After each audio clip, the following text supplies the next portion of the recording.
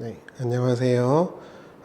우리가 지난 시간에는 모세 1편을 나누었고요. 오늘은 모세 2편입니다.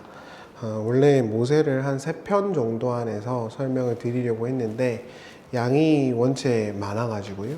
3편보다는 조금 더 늘지 않을까 생각이 듭니다. 좀 두서없이 이제 성경 본문을 딱 정해놓고 하는 건 아니기 때문에 조금 이제 좀 계획이 바뀔 수도 있다는 점을 좀 이해해 주시면 좋겠습니다. 그러나 좀 티피컬하지 않고 조금 더 재미있고 생각해 봄직한 것들을 조금 제 이야기와 함께 섞어서 소개를 해드리도록 하겠습니다. 오늘은요, 모세 부르심의 장면입니다. 그리고 이 모세의 부르심의 장면과 더불어서 이 모세의 직계 가족에 대해서도 간략하게 설명을 좀 드리겠습니다. 모세는 아시다시피 이집트 왕자로 성장을 했죠. 그리고 거기서 큰 사건이 하나 일어나요.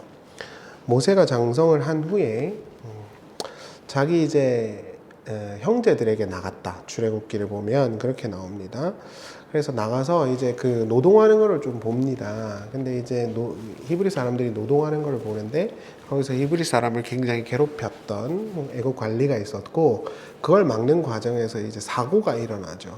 그래서 애국 관리가 죽었습니다. 그리고 난 다음에 이 모세가 이거를 좀 숨기고요. 그 다음날 가서 이제 히브리 사람들끼리 서로 싸우니까는 니네 왜 형제들끼리 싸우냐 이러면서 이제 막죠.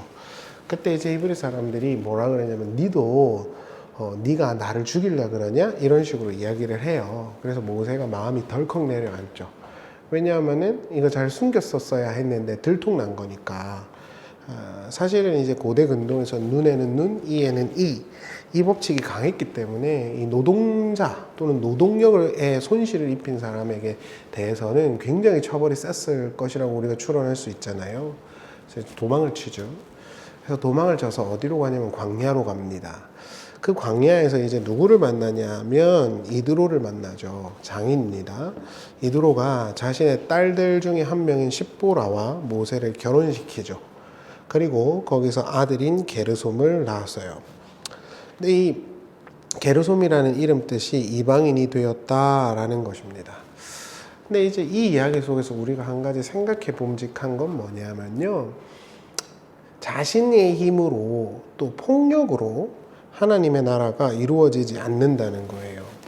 세력을 규합하고 인간들의 힘을 모아가지고 하나님의 나라를 이루어내겠다라는 것은 성경적인 어떤 방법이 전혀 아닙니다. 더 나아가서 물론 세상은 당연히 성경과 같은 결이 아닐 테니까요. 세상에서 힘을 모아가지고 힘의 논리로 유토피아를 만들고 자신들이 어떤 이상적인 세상을 만들겠다고 떠들어대는 사람들의 그 노력도 헛될 것임이 틀림없습니다. 왜냐하면요.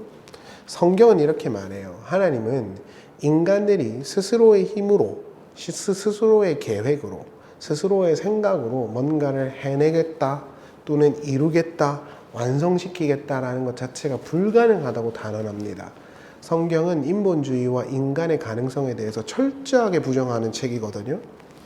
그걸 정확하게 보여주는 것이죠. 모세는요, 자신의 손으로 이집트 사람을 죽였어요. 근데 그것으로 인해서 뭔가 이루어내는 건 없고 도리어 갇혀지게 되고 스스로 외톨이가 될 수밖에 없는 상황에 내몰리게 됩니다.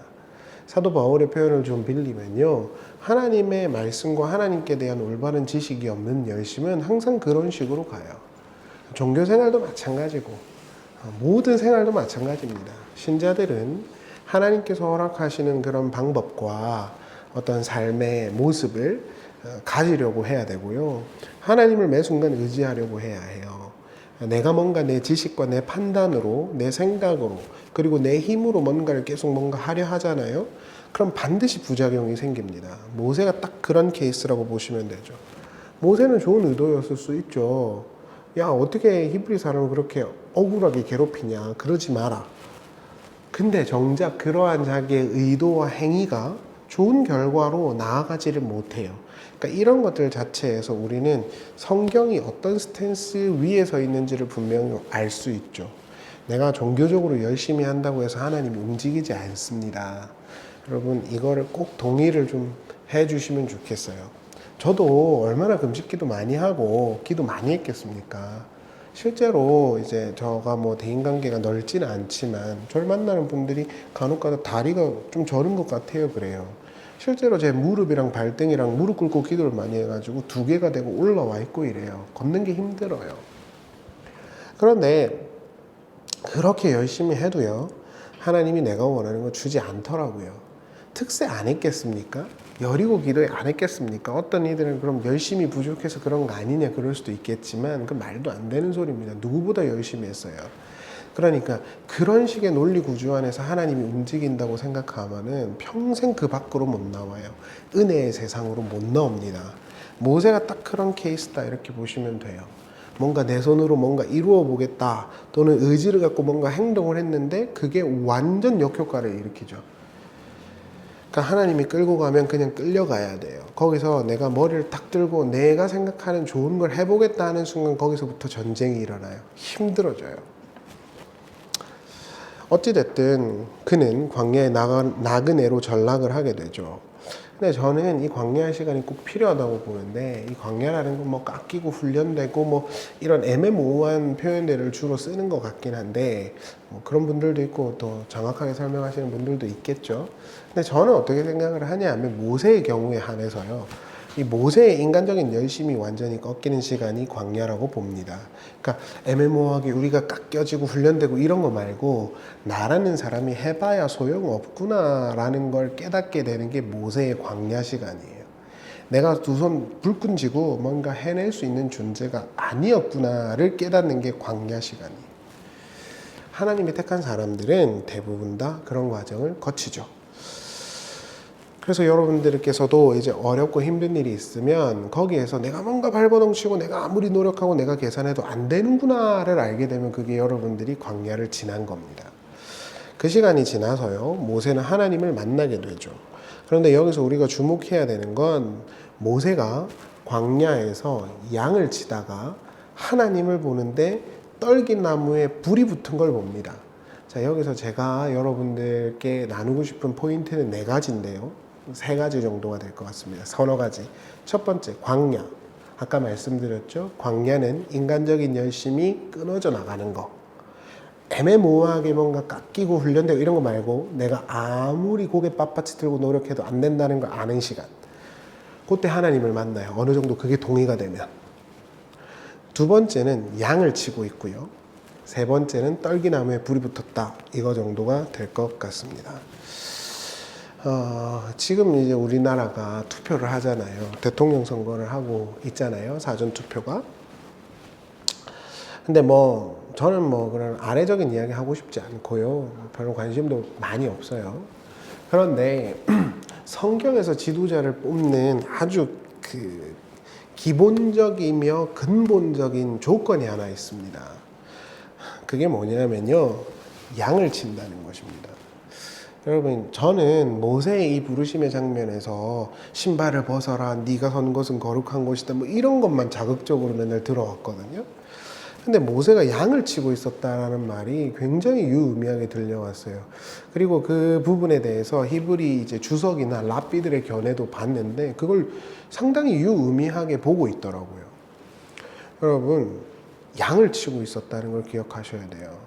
그래서 미드라시, 이제 유대인들의 뒷이야기를 보면은 하나님께서 네가 그 양들을 잘 돌보고 있기 때문에 이런 말도 나와요. 그런 식의 뉘앙스들의 미드라시들이 있습니다. 그러니까 그걸 되게 유의미한 것으로 봤다라는 겁니다. 그게 조건은 아니지만. 그러다 보니까 이 양을 치다가 지도자가 된 또 다른 케이스가 한 명 있죠. 그게 누구죠? 시간을 드리겠습니다. 다윗입니다. 다윗은요, 양을 치다가 하나님의 지도자로 뽑힙니다. 그러니까 이스라엘의 지도자라고 불릴 수 있는, 가장 구약의 위대한 지도자라고 불릴 수 있는 모세, 다윗의 공통점이 있어요. 양을 쳤다는 것입니다. 양을 잘 돌봤다는 것입니다.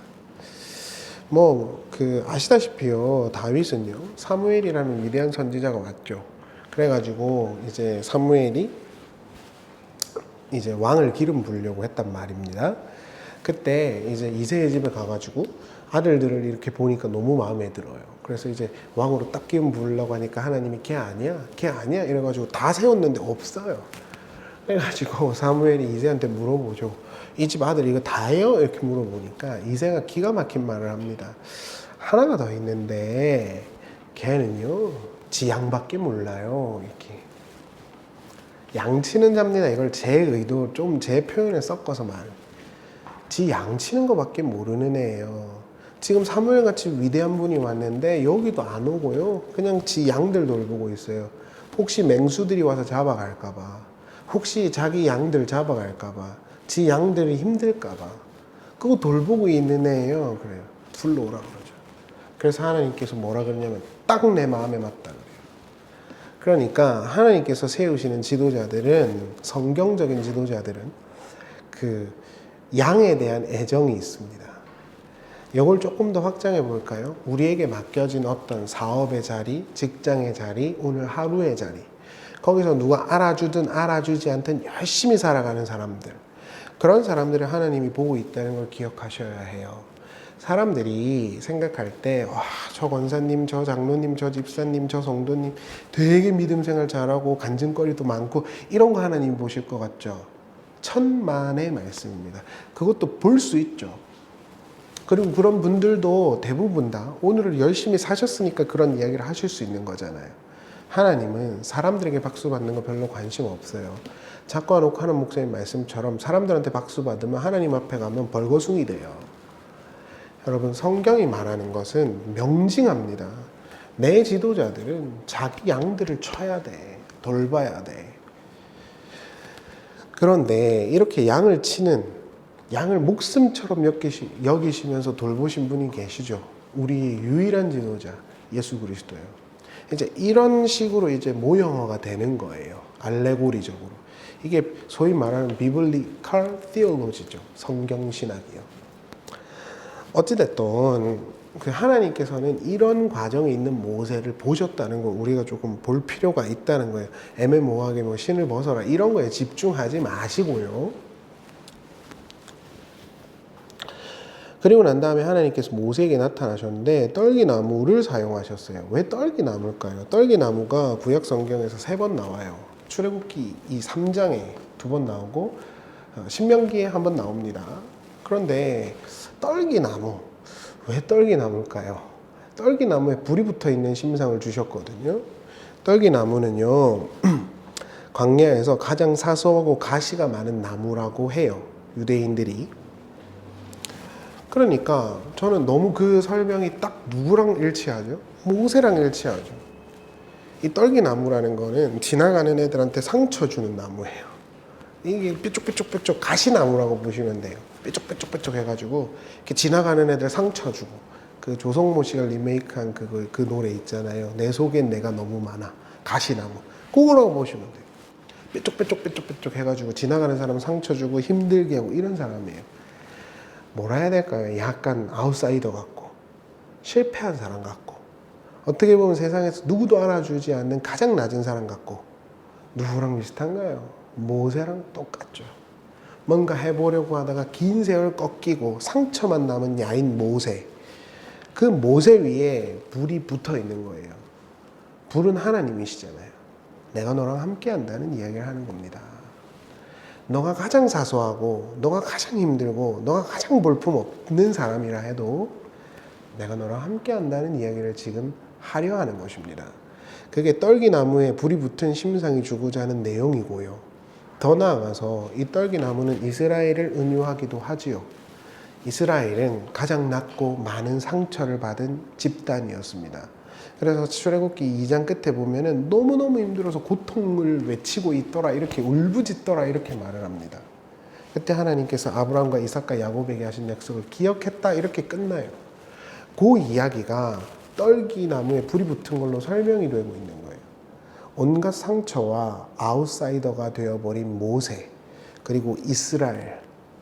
그러나 그 위에 하나님이 함께 하셨고 함께 하시고 계시고 함께 하실 것이라고 약속하고 있는 것이겠죠. 그러고 보면 출애굽기 3장 14절이 이해가 됩니다. 출애굽기 3장 14절은 사실 구약에서 가장 중요한 구절이죠. 한번 보실까요? 하나님이 모세에게 이르실 때 나는 스스로 있는 자니라 이렇게 나오죠. 자, 여러분, 나는 스스로 있는 자다 이렇게 말해요. 히브리 말로 예흐예 아쉐르 예흐예예요. 히브리어로 직역하기 어렵습니다. 야훼 여호와라는 말도 사실 그렇게 불렀을 거라고 추측하는 것입니다. 히브리 사람들은 하나님의 이름을 부를 수 없기 때문에 주로 아도나이라고 불렀잖아요. 근데 이 예흐예 아쉐르 예흐예라는 건 직접적으로 이렇게 직독직하기가 불가능해요. 그래서 저마다 해석이 있는데 일반적으로는 I am who I am 혹은 I will be what I will be 정도가 될 것 같아요. 근데 한글 기억 성경은 전자로 해석을 했죠. 내가 곧 그니라 이런 표현입니다.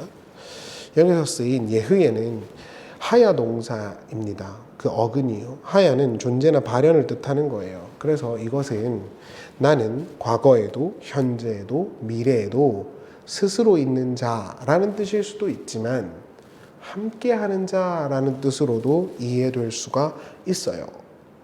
그래서 이 예흐예 아쉐르 예흐예의 헬라어번 버전판이 요한계시록에 나오잖아요. 전에도 계셨고 이제도 계시고 장차 계시다. 그게 이 나는 스스로 있는 자에 대한 헬라어 버전인 거예요. 그렇게 이해를 했다는 것이죠.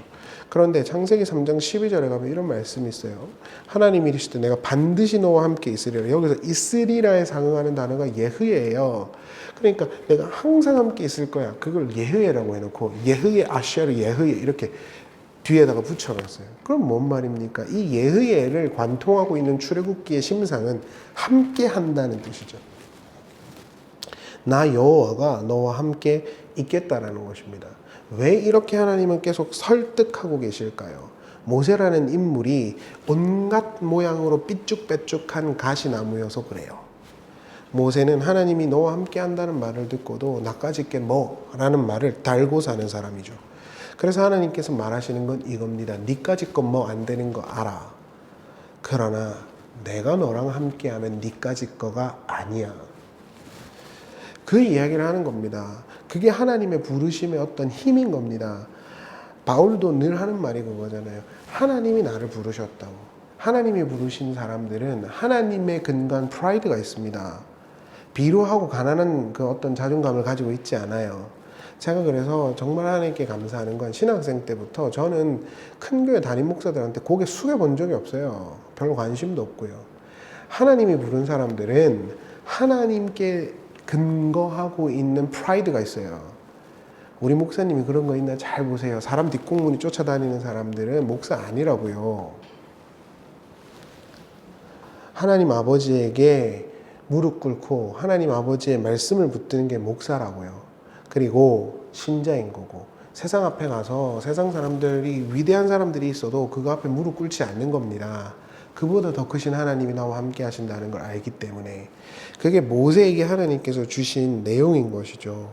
실제로 이 하나님께서 모세를 얼마나 소중하게 여기셨냐면 4절에 보면 모세야 모세야 2번 불러요. 아이고 뭐 그런 것까지 이렇게 생각하시면 안 돼요.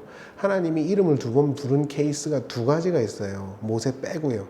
아브라함과 야곱입니다. 창세기 22장에 아브라함아 창세기 46장에 야곱아 출애굽기 4장에 모세야 그러니까 이건 뭘 의미하는 걸까요? 2가지를 말하는 겁니다. 아브라함, 야곱과 같은 내가 선택한 게 너라는 모세다. 첫 번째. 아브라함과 야곱과 함께 하셨던 하나님이 너랑도 함께 한다. 2번째. 이런 심상들로 그득그득한 것입니다. 전술했지만 좀 모세의 가족에 대해서 소개를 조금 해드리고 싶어요. 모세의 장인은 이드로고요. 그의 아내는 십보라고 아들들은 게르솜과 엘리에셀입니다. 매우 주목할 만한 건 이들이 성경에 거의 등장하지 않는다는 것이죠. 제가 예전에도 설교했지만 제사장 계열은 모세의 아들들이 아니라 아론의 아들들이었어요. 모세의 가족은 출애굽기 4장과 18장에 등장하는데 그 외에 찾아보기가 어려워요. 심지어 사사기 18장 31절에 보면 단 지파의 우상신당에 고용된 사람이 모세의 손자라 그럽니다. 이러한 것들을 추론해 봤을 때 모세의 아들들이 그리 대단하지 않았을 것임은 분명한 것 같아요. 여기서 우리가 한 가지 분명히 기억해야 하는 게 있는데, 믿음 있는 부모라고 해서 믿음 있는 자녀가 되는 것이 아니라는 겁니다. 믿음은 개별적인 것입니다. 천주교와 개신교의 차이를 좀 분명하게 이해하셔야 돼요. 천주교는 내가 하나님께 하는 뭔가가 내 내면에 계속 쌓입니다. 그래서 그게 흘러가죠. 그래서 성모 마리아 같은 이들이 자기들을 위해서 중보기도 해줄 수 있다. 또는 자기들이 믿고 있는 성인들, 세인트들, 이런 사람들이 자기들을 위해서 기도해 줄 수 있다, 보호해 줄 수 있다, 이런 식의 논리 전개가 가능한 거고, 그러한 최종점에 있는 게 교황이고 사제인 겁니다. 결국에는 뭐든지 다 교황의 옹립을 위한 논리 전개예요. 그래서 그 사람이 뭐 교황이 뭔지도 모르지만 그 사람이 그 신자들을 위해서 뭔가 해줄 수 있는 덕목이 그 속에 있다고 생각하는 겁니다. 그럴까요? 저는 전혀 동의하지 않아요. 그래서 저는 개신교인인 거고요. 개신교에는 세인트가 없죠. 여러분 예를 들어 갖고 성 마틴 루터 이런 말 합니까? 저는 들어본 적 없는데요. 성 칼뱅 이런 이야기 해요? 안 하죠. 개신교에는 철저하게 개별주의입니다. 자기의 신앙과 자기의 어떤 행동이 쌓이지 않습니다. 그러니까 교회에서 어깨 에헴하고 다니지 마시라고 말씀드리는 거예요. 물론 소중하죠, 그것은. 그러나 그건 여러분들의 업적이 아닙니다. 그리고 그러한 공로들이 쌓여서 여러분들의 자식들에게 흘러가는 건 더더욱 아닙니다. 물론 여러분들께서 또 저희 어머니도 마찬가지죠. 자식들을 위해서 기도하고 그런 모습들이 자식들에게 신앙적으로 포지티브하게 갈 수밖에 없다는 거 저는 굉장히 동의합니다. 그러나 그것이 신앙적인 어떤 특별함이 되거나 공적이 되는 건 아니라는 거예요. 왜 모세의 아들들은 모세와 같지 않았을까요? 왜 모세와 같지 않았을 뿐만 아니라 말도 안 되는 짓을 그렇게 모세의 손자는 사사기에서 했을까요? 믿음은 각자입니다. 모태신앙이니까 교회 오래 다녔으니까 안일하게 교회 생활 하시면 안 됩니다. 우리 아버지가 우리 어머니가 장로님이고 권사님이고 집사님이니까 교회 몇 개를 세웠으니까 이런 논리 구성은 하나님 앞에서 통하지가 않습니다. 다 각자입니다. 다 각자이고 각자가 하나님 앞에 서야 합니다. 그걸 잘 생각해 보십시오. 천국 갈 때 우리 아버지, 우리 어머니 바지 끄댕이 붙잡고 같이 갈 거야. 천만의 말씀. 천국에는 아버지도 없고 어머니도 없어요. 다 신자와 하나님만 있는 거지. 그것이 성경이 말하는 것입니다. 이런 논리에서 확장을 해보면 저는 구약에서도 뭐 세습의 논리가 가능하다. 구약에서 보면 제사장은 세습직이었으니까 뭐 이런 이야기를 하는데 다른 논리를 다 차치하고요. 그런 논리 자체가 성립이 불가능합니다. 일단 이스라엘과 한국은 아예 달라요. 그리고 구약에 있는 실질적인 그 문자적인 해석과 적용 자체가 불가능합니다. 그런데 그 부분만 띨렁 떼어가지고 세습을 옹호한다. 그건 있을 수 없고요. 더 나아가서 모세의 경우만 하더라도 모세의 손자들은 왜 이런 겁니까? 모세의 아들들은요. 목사님의 아들들이니까 내가 잘 훈련시키면 그 목사처럼 될 수 있다. 천만의 말씀. 다시 한 번 더 말씀드려요. 천만의 말씀. 뭐 어떤 분들이 너 부러워서 그러지 그러실 수 있는데 하나도 안 부럽습니다. 그 사람들보다 잘 먹고 잘 살아요. 그러나 그럼에도 불구하고 모세의 장인은 주목할 만하죠. 모세의 장인은 미디안의 제사장이라고 나와요. 어느 정도 권위가 있었다라고 볼 수 있죠. 모세가 재판을 하고 광야에서 모든 이스라엘 백성들의 송사를 판단하고 있을 때 그러지 말고 10부장, 100부장, 1000부장을 세우라고 말한 것도 이드로입니다. 이드로는 사사기에서 등장을 하기도 하는데 이드로의 가문은 이방인이며 이방 제사장이었지만 하나님과 함께하는 이스라엘 지파의 일원이 되었죠. 사사기 1장을 보면 여리고 성읍으로 추정되는 곳에서 남유다 네게브 사막으로 내려가 유다 족속의 일부가 됩니다. 이 그림은 이방인이며 외인인 이들을 향한 하나님의 사랑, 은총을 보여주고 있는 것이죠. 사도 바울이 이방인이었던 우리에게 헬라인과 이방인의 차이는 없다. 그리스도 안에서 라고 말한 것이 대표적인 사례가 이드로가 되는 것입니다. 정리를 하겠습니다. 모세는 부르심을 받았을 때 하나님께 대한 불만과 불평을 가지고 있었어요. 그리고 야인이었습니다. 그는 광야 시간을 보내면서 자신에 대한 회의와 패배의식만 가지고 있었어요. 나까지 깨라는 말을 달고 살았겠죠. 저는 청년이라고 하긴 좀 어려운 것 같아요. 이제는. 예전에는 청년이었는데 지금은 청년이라고 보긴 좀 어려운 것 같습니다. 지금 이 시대의 청년들이 사회 밖으로 나오기 힘들어하는 분들이 많다고 뉴스에서 말하지요. 소위 뭐 캥거루족이라고 불리기도 하던데, 이 사회가 얼마나 열심히 하고 노력하면 된다라는 믿음이 깨졌는지를 보여주는 거라고 생각해요. 사회가 말이 아닌 거죠. 그만큼 열심히 노력해도, 그만큼 성실해도, 그만큼 열심히 살아가도 내가 인정받을 수 없고 내가 뭔가 나아질 수 없다라는 생각이 만연하죠. 저도 그런 사회 구조가 문제라고 정말 생각합니다. 물론 그렇지 않은 경우들도 있겠지만 말이죠. 그러나 대부분은 그렇다고 봅니다. 이 하나님을 떠난 세상에 어디에 소망 둘 곳이 있겠습니까? 그러나 혹시라도 뭐 청년분들이 아니라도 여러 가지 일에 실패하고 내가 원하는 것과 거리감이 있는 삶으로 인해서 힘들어하는 분들이 있다면 이 모세를 기억하셨으면 좋겠어요. 하나님은 그 실패한 모세, 아무것도 아닌 모세, 광야에서 야인처럼 살고 있던 모세에게 내가 너랑 함께 할 거야 라는 심상을 보여주시면서 내게 주어진 길을 가라고 말하셨어요. 힘들고 어렵고 방 밖으로 나오기가 힘든 사회이면 틀림없죠. 그러나 적어도 기독교가 소망이 되는 것은 그런 이들과 하나님이 함께 하신다는 것입니다. 네가 볼품 없어도, 네가 실패했어도, 너 가정에 볼품 없어도, 또는 네 스펙이 별거 아니라도 내가 너랑 함께 한다면 너는 너까지 게가 아닌 거야. 그러니까 힘을 내, 나가, 이렇게 말하는 것이죠. 저도 목회를 26살에 하고 30살이 될 때 교회 사이즈로 보면 지금보다 훨씬 더 나았었어요. 그리고 그때 주변 사람들이 교회가 커지고 있다니 다행입니다. 역시 그렇군요. 이런 말을 많이 들었었습니다. 그러나 여러 문제들이 있었죠. 물론 저도 문제가 많았겠죠. 그러나 저 입장에서는 너무 힘들게 한 몇몇이 있었어요. 그리고 저 나름대로는 그것 때문에 너무 많은 불평과 저주를 달고 살았습니다. 힘들었어요.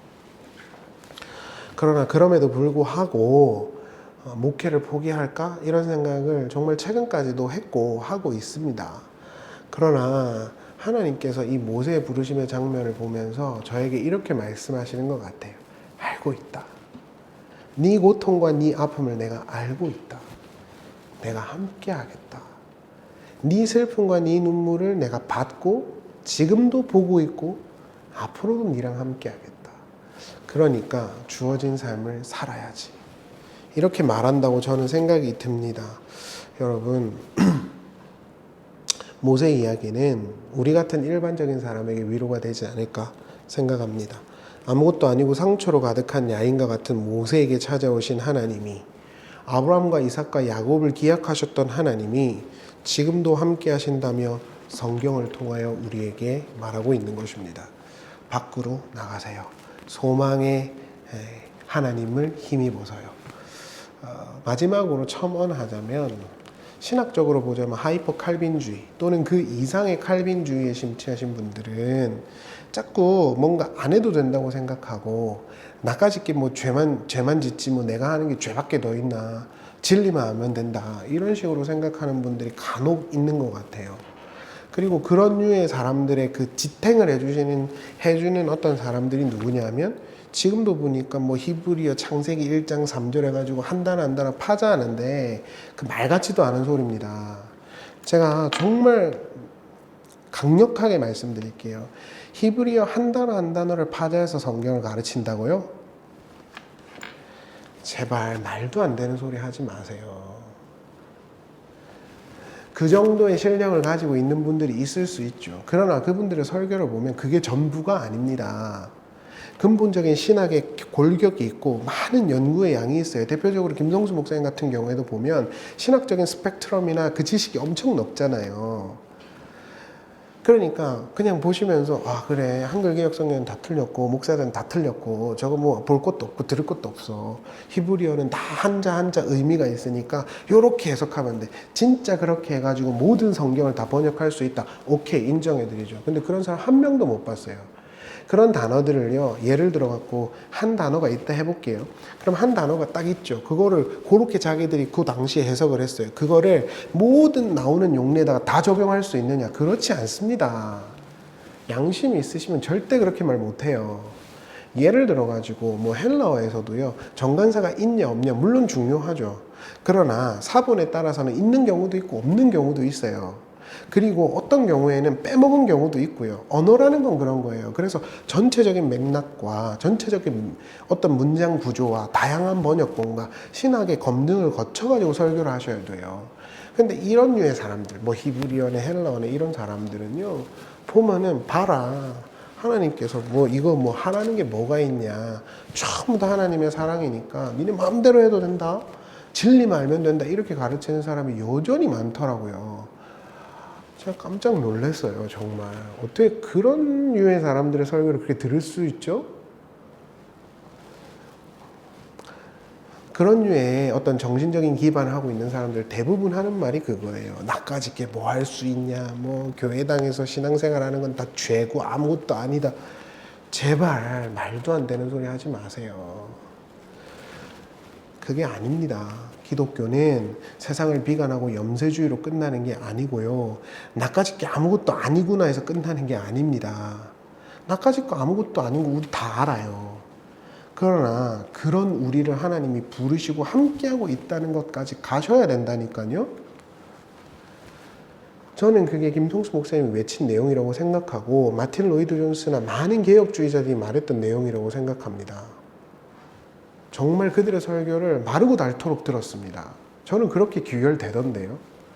인간은 아무것도 아니니까 아무것도 안 해도 돼가 아니라, 인간은 정말 쓰레기고 아무것도 아니지만 그 위에 하나님의 사랑이 임재했으니까 그 사랑을 힘입어서 하루하루 깨끗하고 정직하게 성실하게 살아가자, 그렇게 기결 나던데요. 대부분 다. 여러분, 지금 모세에게 하나님이 말씀하시는 건 그거예요. 니까짓 거 아무것도 아닌 거 알아. 그러나 내가 너를 선택했다니까, 너랑 함께 해왔다니까, 네 실패의 과정도, 그리고 지금도 앞으로도 함께 할 거야. 그러니까 애굽에 가라니까, 그 이야기를 하는 것이지 않습니까? 소망이 없는 절망의 시대를 살아갑니다. 하나님 없는 시대는 항상 그랬죠. 그러나 하나님이 우리에게 계시지 않습니까? 그분을 힘입어서, 바울의 표현을 빌리면 소망의 하나님을 힘입어서 하루하루 잘 살아갈 수 있는 저와 여러분이 되시기를 바랍니다. 감사합니다.